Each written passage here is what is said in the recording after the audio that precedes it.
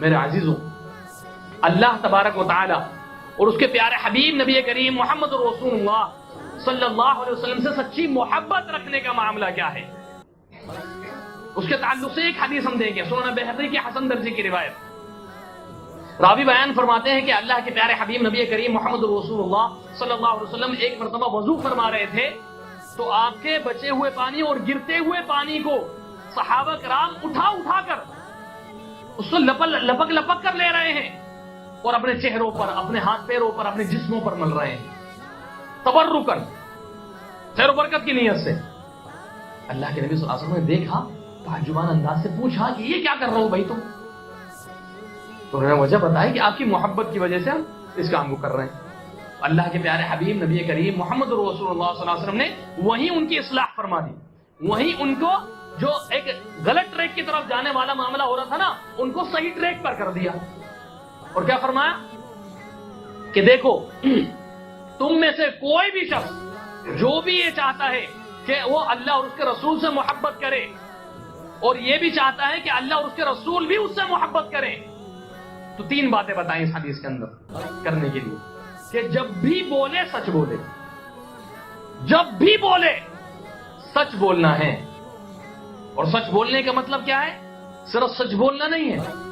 قرآن میں اس کی بڑی تشریحات موجود ہیں۔ سچ بولنے کا مطلب یہ ہے کہ سچ پر قائم بھی رہنا ہے، ثابت قدم بھی رہنا ہے، سچوں کا ساتھ بھی دینا ہے اور سچائی پر ڈٹے رہنا ہے، یہ مطلب ہے سچ بولنے کا۔ اور دوسرا کیا فرمایا کہ جب بھی امانت رکھی جائے اس میں خیانت نہ کرے۔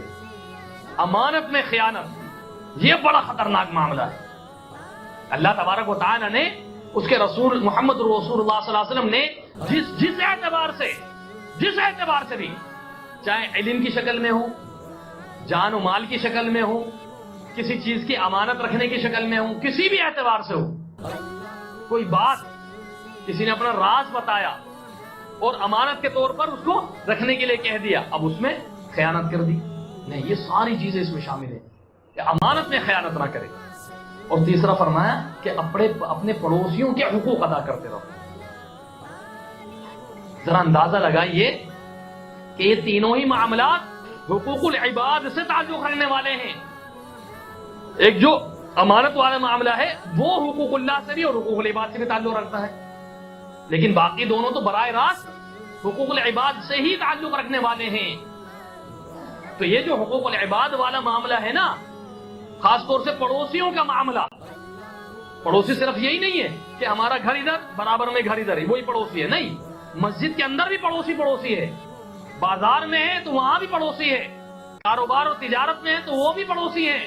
گھر میں ہے معاملہ تو وہ بھی پڑوسی ہیں، کسی بھی اعتبار سے پڑوسی ہو سکتا ہے۔ ان پڑوسیوں کا خیال رکھنا، ان کا احترام کرنا، ان کے حقوق کا پاس و لحاظ رکھتے ہوئے ان حقوق کو ادا کرتے رہنا، یہ بہت ضروری ہے۔